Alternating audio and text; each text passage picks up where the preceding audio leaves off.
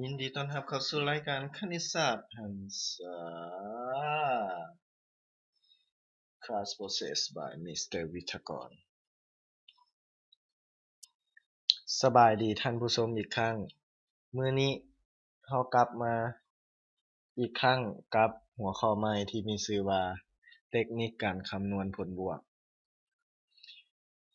การคำนวณผลบวกอาจเป็นเรื่องที่ง่ายๆแต่ว่าสิ่งที่ง่ายนั่นแหละ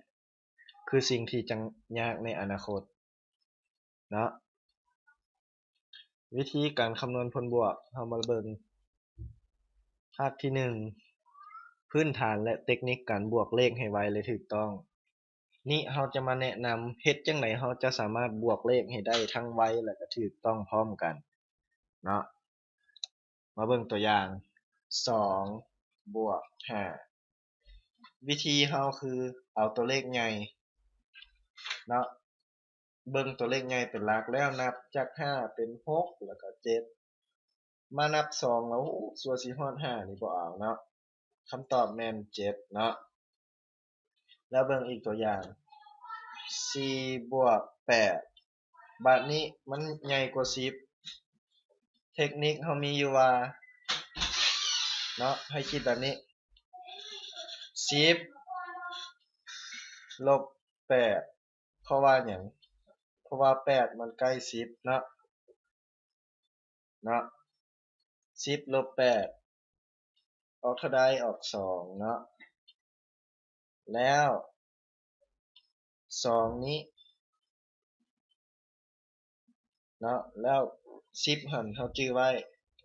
ความหมายอันนี้คือเราเอา8บวก2นั่นแหละให้มันเป็น10เพื่อเราจะได้บวกง่ายมันก็เป็น14เนาะ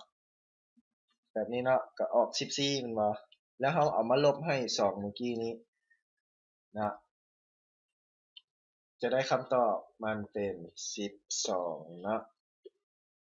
โอเคเนาะบัดนี้เรามาเบิ่งวิธีการนำใช้บทฝึกหัดอิเล็กทรอนิกส์ของเราเนาะหรือว่าการเข้าไปตอบคำถามผ่านเว็บเนาะมีแต่เราเลื่อนลงมากล้องวิดีโอนี้แล้วคันของไผบ่เห็นเนาะมันจะให้กดคำว่าแสดงเพิ่มเติมนี่ให้กดคำว่าแสดงเพิ่มเติมนี่แล้วก็เป็นคำว่าลิงก์บทฝึกหัดออนไลน์พื้นฐานเลขบวกนี่แล้วก็กดเข้าไปเนาะมันจะเข้าไปลิงก์การตอบคำถามเนาะแล้วเราก็พิมพ์คำตอบเท่านี้4บวก8เป็น12 9บวก6เป็น1215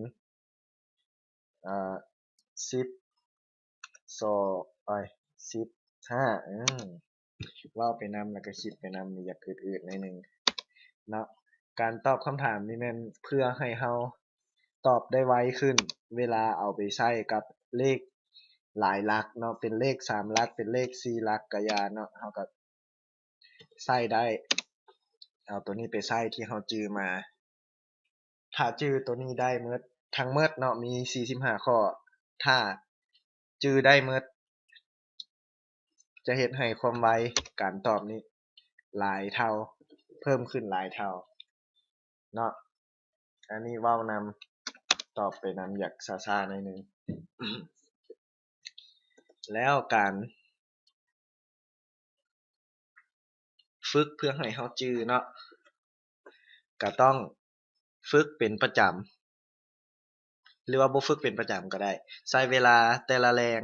ในการฝึกเนาะ7บวก613สมองอืดๆหน่อยหนึ่งเดี๋ยวขอตัดไปตอนใกล้สิตอบแล้วเด้อสำหรับเมื่อกี้เนาะได้แกล้งตอบผิดไปประมาณ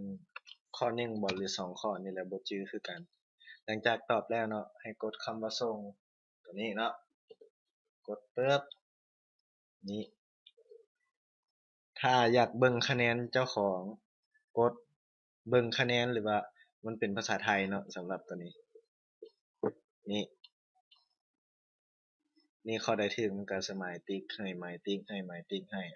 นี่ข้อนี้เวลาตอบผิดมันก็จะบอกคำตอบที่ถูกต้องอยู่นี้เนาะโอเคนี่หมายติ๊กทั้งหมดโอเค แล้วการเข้าแต่ละครั้งนี่มันจะบ่คือเก่าเวลาจะเข้าใหม่เราก็